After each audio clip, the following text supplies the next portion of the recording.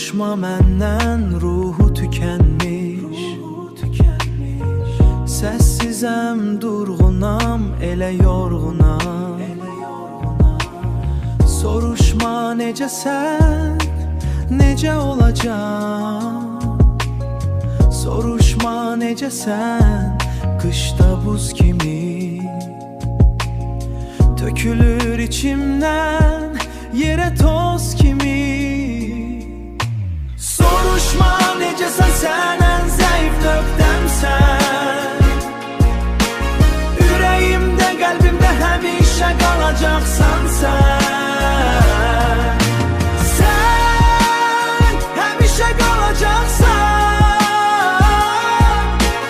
Ürəyimdə, qəlbimdə həmişə qalacaqsan sən. Soruşma necəsən, haralardasan. Keçmədi bir günüm qəmsiz, kədərsiz. Soruşma necəsən, keçdi keçdi.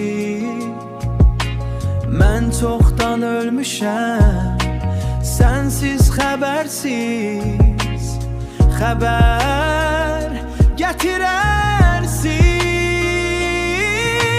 Soruşma necəsən, sən ən zəif nöqtəmsən.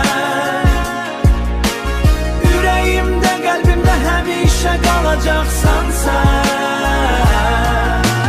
Sən həmişə qalacaqsan.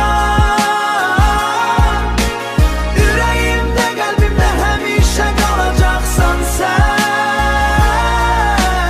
Mən kimi adamlar çox yaşamır ki, həsrətə sanıb günlərin sayısını. Sevgisi tökülübdür sabaha, yalan dolanan dözə bilmirəm bu sevgiyə. Qaranlıq dünyadan alıblar gizlicə, səssiz qəlbimə ötürdüm sən.